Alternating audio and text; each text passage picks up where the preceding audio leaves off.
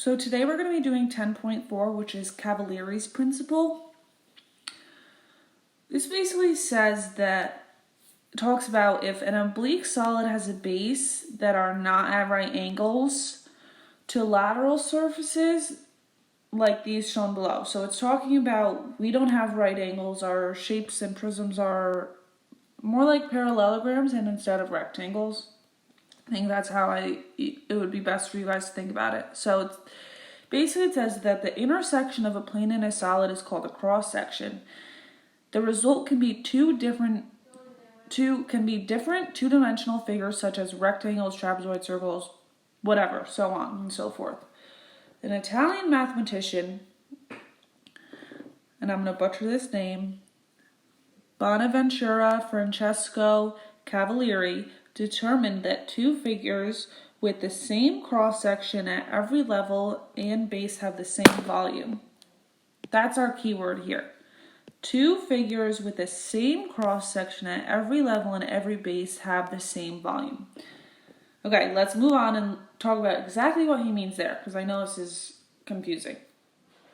So let's look at these two prisms we have on top. These, I guess prisms isn't the right word, these two figures we have here.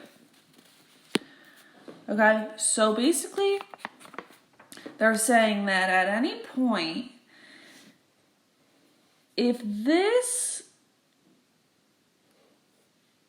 area of this base right here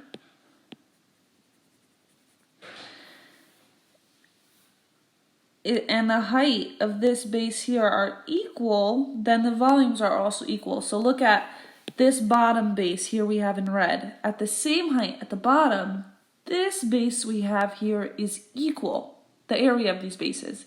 And then we go all the way to the top. This base area, this top base, at the same height as the top base area here, they're the same. So because at any point in these two different figures, if we have the same height, the area of that cross section of that base is also the same, then so are our volumes. So this is what this statement here is saying.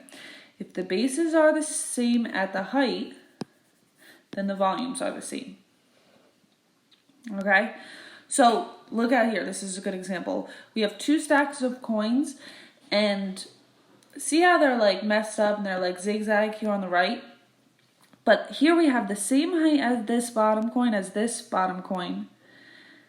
and their area, their base area there is the same. And then at the same height, we're 5 coins up here and we're 5 coins up here. But our area of that coin doesn't change. Each one of these has 10 coins that are the same, so they have the same volume. Doesn't that make sense? If you have 10 coins in your hand stacked up, it's going to have the same volume, no matter if one is a little crooked, okay? Because we're talking about the internal space, okay? This is not true for surface area. This is only true for volume, okay? The coins have a volume of 0.24 inches cubed. The coins on the right have the same volume because it's 9 coins. I thought it was 10, sorry. And each coin has the same area and volume, okay? So I don't know if that's starting to make sense, but I think this is a good visualization of this idea. Okay? Okay, so we're going to use this principle to calculate the volumes below. So, I want you to say that, note that even though these are oblique, we're still going to use a regular formula.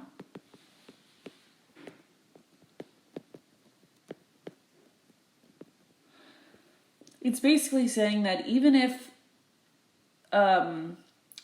it's like I took a regular prism and I slanted it, I made it lean over, the volume doesn't change, okay? Because at every height, we're working with the same thing. Okay, so let's start with this. So this shape is some form of a pyramid, right? with a triangular base. So the volume formula is going to be volume equals 1/3 base area times height. So 1/3, and our base area is going to be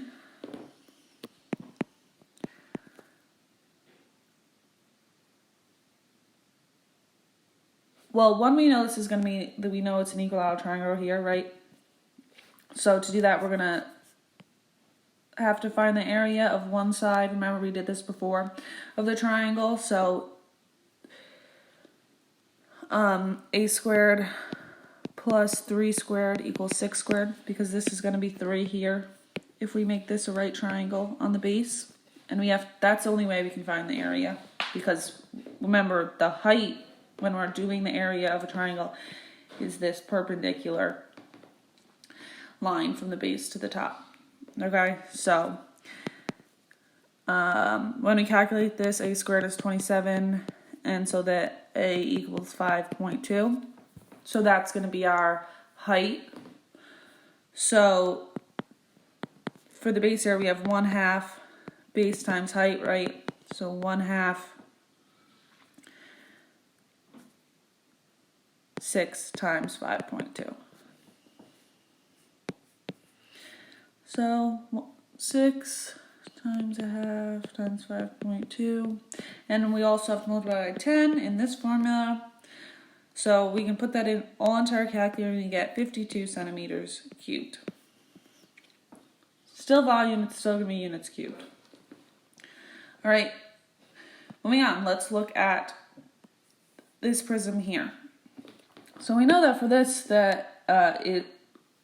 we have a square base, so the formula is just going to be volume equals length times width times height, because it's a square base. So length times width, 9 times 9, times our height. Remember, our height is going to be our perpendicular height. So 12. And we get 972 centimeters cubed. So basically, the important takeaway from this rule is that you can use, even though it obviously isn't a regular prism, you can use the same formulas to calculate it. You just have to use a perpendicular height here. Okay? Mathematically, they will work the same way.